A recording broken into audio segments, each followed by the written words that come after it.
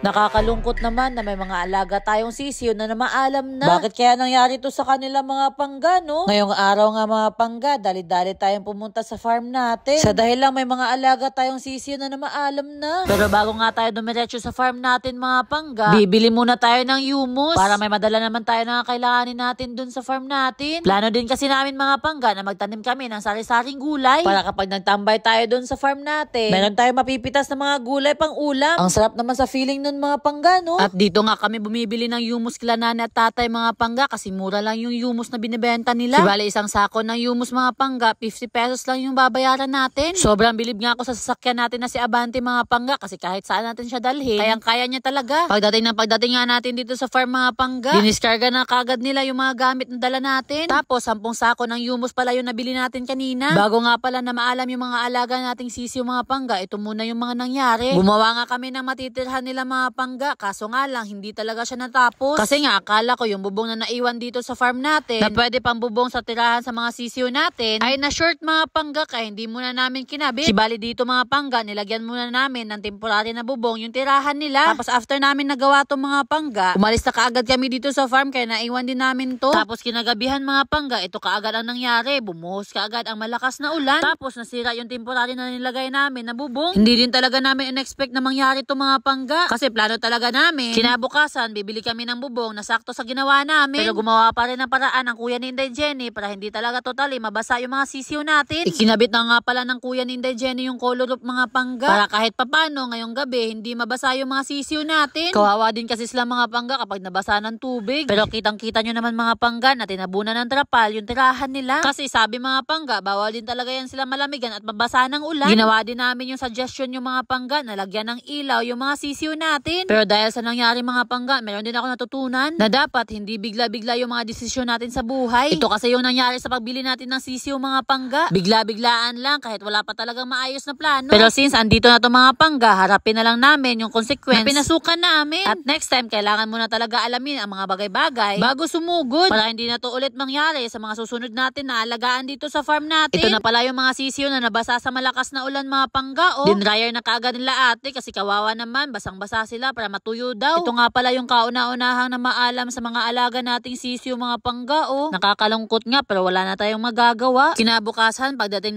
natin dito sa farm mga pangga, chinek kaagad natin yung mga sisiyo natin. Yung una ko palang tinignan dito mga pangga, yung mga sisiyo na special. Buti talaga, nag-survive to sila. Ito pa naman talaga sila, yung gustong-gusto ko na nabili natin na sisiyo. Tapos pinacheck ko na kaagad sa kanila mga pangga kung ilang sisiyo ba yung na-damage. Pero sabi ni kuya mga pangga, bago daw kami umalis, meron na din daw talagang namaalam na mga sisiyo. Siguro nangyari din yun sa kanila mga pangga kasi na-stress sa biyahe namin. Kasi malayo pa yung pinanggalingan nila papunta sa farm natin. Umabot nga pala sa 20 yung mga namaalam natin na sisiyo mga pangga. Sana talaga hindi na to mangyari sa kanila at sa mga bago pa nating aalagaan dito sa farm